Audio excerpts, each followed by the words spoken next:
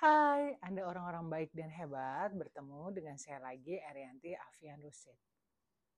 Kali ini saya akan membahas perihal kantor atau lingkungan kerja bukan tempat untuk ngerumpi atau bergosip. Latar belakang pendidikan saya antara lain di bidang psikologi dan juga magister di manajemen komunikasi serta memiliki pengalaman kurang lebih 20 tahun di bidang HRD. Kantor atau lingkungan kerja seharusnya bukan tempat untuk bergosip atau ngerumpi karena praktek ini dapat memiliki dampak negatif yang signifikan terhadap individu, kemudian terhadap tim dan juga keseluruhan organisasi. Lingkungan kerja yang sehat berfokus pada produktivitas, kolaborasi, dan rasa saling menghormati. Berikut adalah alasan mengapa bergosip tidak pantas di tempat kerja. Yang pertama, tentunya menurunkan produktivitas. Mengapa menurunkan produktivitas? Karena mengalihkan fokus dari tugas dan tanggung jawab pekerjaan, kemudian membuang-buang waktu yang seharusnya digunakan untuk pekerjaan, kemudian juga menciptakan suasana yang tidak kondusif untuk konsentrasi. Berikutnya, merusak reputasi dan kepercayaan. Penjelasannya adalah individu yang bergosip sering dianggap tidak dapat dipercaya dan tidak profesional.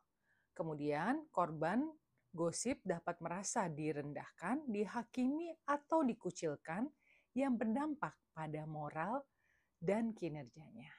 Kemudian, tentunya bisa merusak kepercayaan antar rekan kerja, membuat kolaborasi menjadi sulit.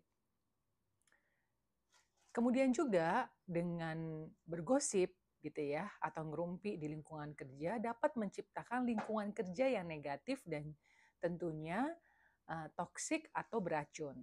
Mengapa? Karena ini dapat meningkatkan ketegangan dan konflik antar karyawan.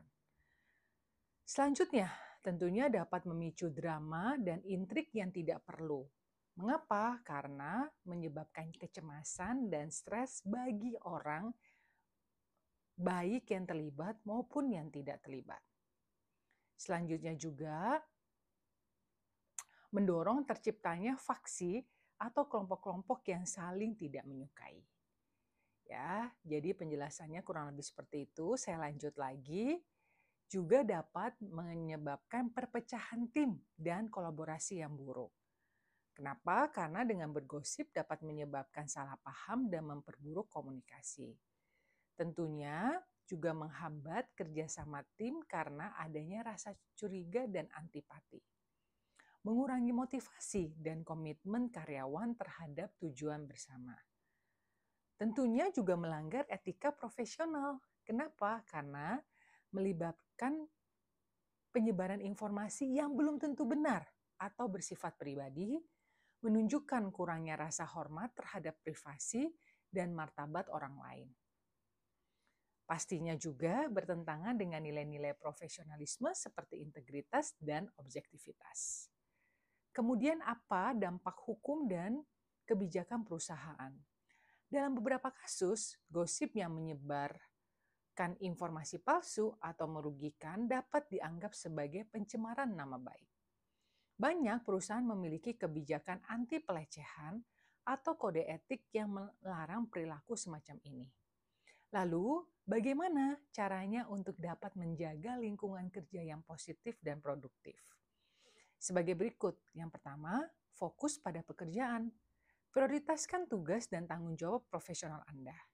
Kemudian, jika ada masalah, bicarakan secara langsung dengan orang yang bersangkutan atau atasan Anda, bukan menyebarkannya kepada orang lain. Hormati privasi. Hindari membicarakan hal-hal pribadi orang lain di tempat kerja. Kemudian, alihkan percakapan ke topik yang konstruktif dan positif.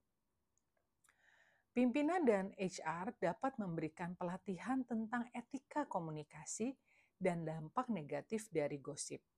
Penting untuk memahami bahwa kebersamaan yang sehat di tempat kerja berarti saling mendukung dan menghormati, bukan menyebarkan cerita negatif tentang rekan kerja. Menjaga profesionalisme dan etika berkomunikasi adalah kunci untuk menciptakan lingkungan kerja yang harmonis dan efektif. Demikian penjelasan dari saya. Terima kasih Anda orang-orang baik dan hebat telah mengikuti konten saya. Pastinya kita akan ketemu lagi. Salam Erianti Afian Rusid.